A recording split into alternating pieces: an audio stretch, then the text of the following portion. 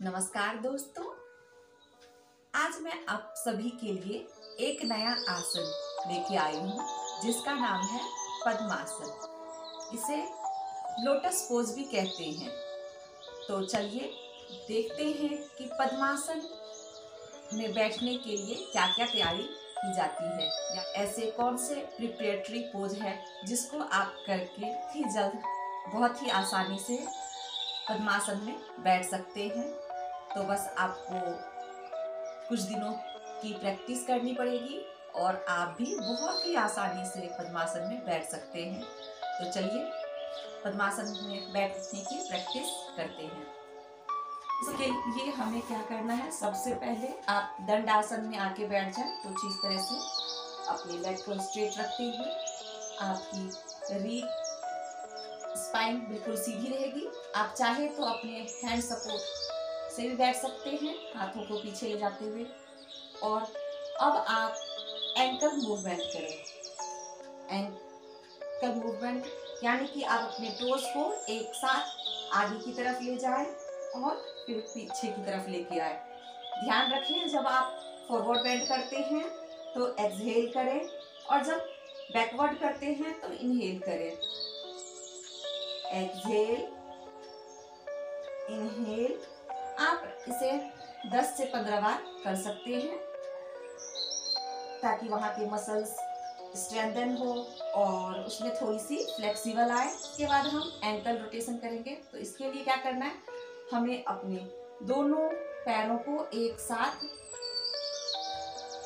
Clockwise rotate करना है, कुछ इस तरह से। ये भी आप 8 से 10 बार क्लॉकवाइज और फिर 8 से 10 बार एंटी क्लॉकवाइज। एक बड़ा सा सर्कल बनाए, घुमाते वक्त अच्छे से घुमाया।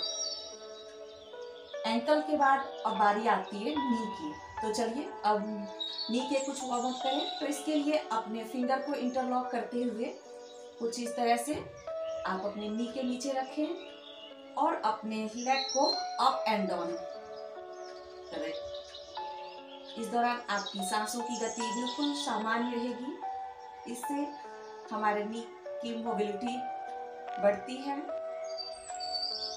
इससे हमारी नी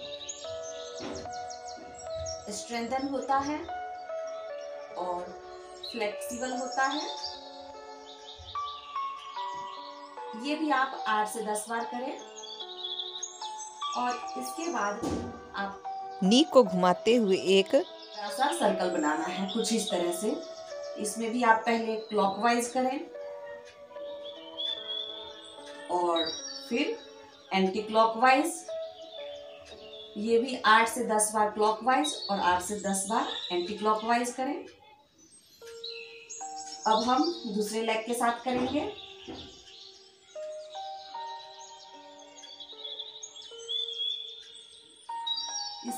इससे आपका नी स्ट्रेंथन होता है। अब हम क्लॉकवाइज सर्कल बनाएंगे। अब एंटी क्लॉकवाइज और इसके बाद क्या करना है कि बढ़िया है, पूरी तरह से नीचे प्रेस करें और फिर पूरी तरह ऊपर लेके आए, नीचे और फिर ऊपर लाते हुए आप अपने चेस्ट से टच करवाएं, नीचे फ्लोर पे टच कराएं। ये भी आप 8 से 10 बार करें। अब हम सेम अनदर लेग के साथ करेंगे। अपने फिट को उठा के अपने थाई के बिल्कुल करीब लेके आए और प्रेस करते हुए फ्लोर पे टच करवाएं और ऊपर लाते हुए चेस्ट पे टच कराएं। इसे भी आप 8 से 10 बार कर सकते हैं। ये हिप ओपनिंग के लिए बहुत ही बढ़िया है। और अब हम नेक्स्ट जो करेंगे उसके लिए क्या करना है, बटरफ्लाई पोज, यानी कि अपने दोनों पैरों को कुछ इस तरह से मिलाते हुए अपने इनर थाई के पास लेके आए और अपने हैंड को इंटरलॉक करते हुए अपने टोज को पकड़ें और बटरफ्लाई की तरह अप एंड डाउन करें। ये भी हिप ओपनिंग के लिए बहुत ही बढ़िया है। इसे भी आप 50 to 60 सेकेंड के लिए कर सकते हैं। ये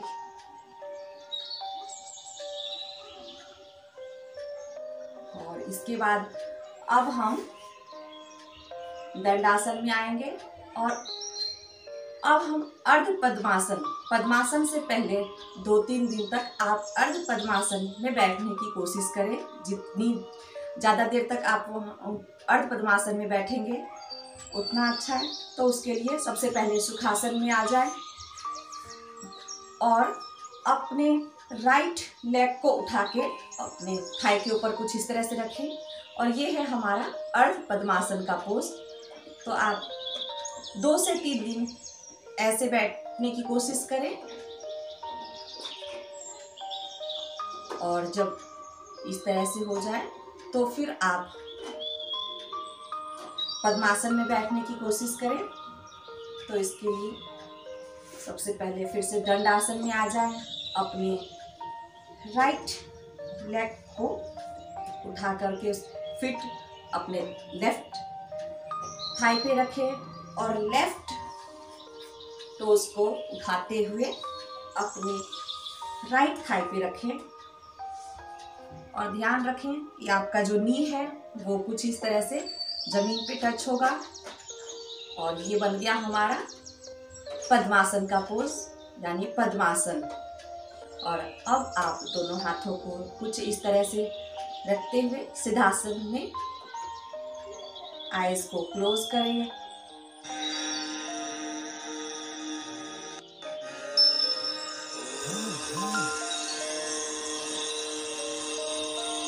और अब आप अपना ध्यान सांसों पर केंद्रित करें।